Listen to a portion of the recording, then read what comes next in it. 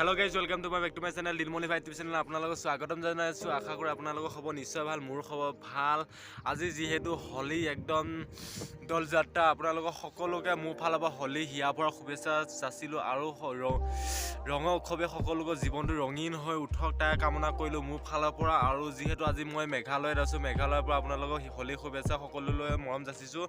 আৰু যেহেতু আজি কৰ্মৰত কৰিবলৈ মই মেঘালয়ত আহিছো, মেঘালয়ত যে মই হোলি দিব বুলি ভবা নাছিলো। একদম পুৱা শুই আছিলো, শুই থকা জেগাতে হোলি একদম মাথা চাথা দিলে, অতে অলপ মুখা ধুই পেলাইছো, অলপ তেওঁ লাগি আছে এইখিনি হোলি লাগি আছে একদম।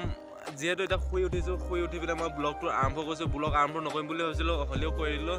যিহেতু বহুত দিনৰ পৰা ভিডিঅ' দিম বুলি ভাবি আছোঁ, দিব পৰা নাই, কামত বিজি হৈ আছোঁ, সেইবাবে মই ভিডিঅ' দিব পৰা নাই। শুই উঠি ব্লগটো আৰম্ভ কৰিছোঁ। যদি ভাল লাগে লাইক কমেণ্ট শ্বেয়াৰ সকলো কৰি দিব নিজৰ বুলি। আৰু যিহেতু মই শুই উঠিছোঁ শুই উঠিলে মনটো কিবা নিচিনা লাগি থাকে। ফাগুন মাহত দুপৰীয়া সময়ত শুলেকৈ একদম কিবা নিচিনা মনবোৰ লাগি থাকে।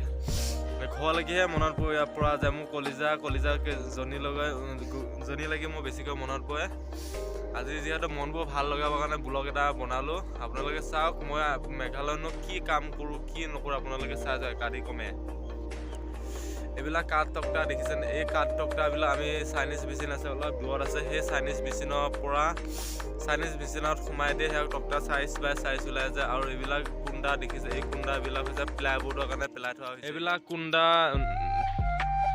মাকৈ চাল বুলি কয়। এইবিলাক কুণ্ডা একদম প্লাইবোৰ্ডৰ কাৰণে পেলাই থৈ দিয়া হৈছে। আৰু এইবিলাক পাইন গছৰ কাঠ। আৰু মেইন মিলত যোৱা নাই, মিলৰ ছাইডত পেলাই থৈছে। এইবিলাক কুণ্ডা গোটেই কুণ্ডাই ভৰি আছে।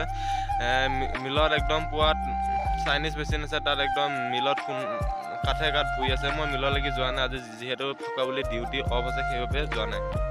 মই মেঘালয়ত যিহেতু আছে একদম আশাবাদী এদিনৰ ৰেষ্ট পোৱা নাই। আজি হোলি বুলি একদম বন্ধ দিছে, সেইবাবে আমি যিহেতু শ্বিলঙৰ বহুত ওপৰত আছোঁ, এইখন ওচৰতে আছে, এইখন নদী হৈছে। নদীত একদম পানী অলপ কমি গৈছে, কাপোৰ ধুই আছে খাচীয়া গাৰুবিলাকে।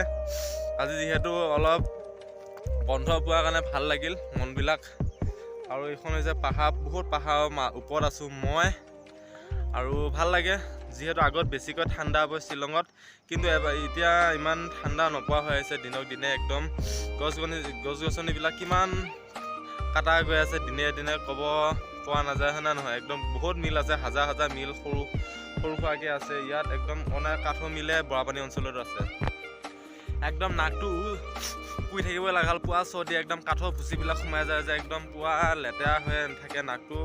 আৰু কি বুলি কয়, সেইটো কাৰণে চৰ্দিটো বেছি লাগি থাকে। আৰু ৰাতিপুৱা সময়ত পানী লাগিবই ন, বৰফতকৈ একদম ঠাণ্ডা হৈ থাকে ইয়াত। একদম পুৱা লাগিবই ন, সেয়া চৰ্দি তৰ্দি লাগি থাকে। ধূলি বালিবিলাক বেছি উৰি থাকে যে, ভুচিবিলাক কাঠৰ ভুচিবিলাক, সেইকাৰণে চৰ্দিবিলাক বেছি লগা হৈ আহিছে ইয়াত।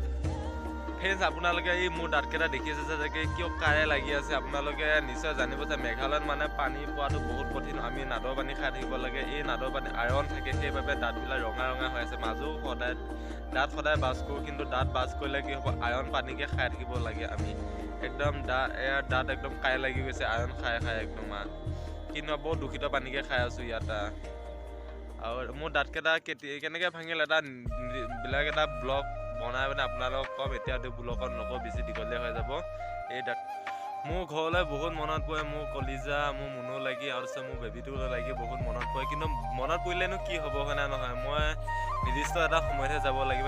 সেইবাবে মই বিহুত যাম ধুনীয়াকৈ। বিহু লাগি কেইটা সপ্তাহনো আছে, আৰু 4-5টা সপ্তাহ আছে। বিহুত যাম ধুনীয়াকৈ এনজয় কৰিম, পুৱা হুঁচৰি গাম, মজা লাগিব একদম ধুনীয়া লাগিব। যাম বিহুতে যাম একদম। যদি ভাল লাগে ভিডিঅ'টো লাইক কমেণ্ট শ্বেয়াৰ সকলো ছাবস্ক্ৰাইব কৰি যাব আপোনালোকে নিজৰ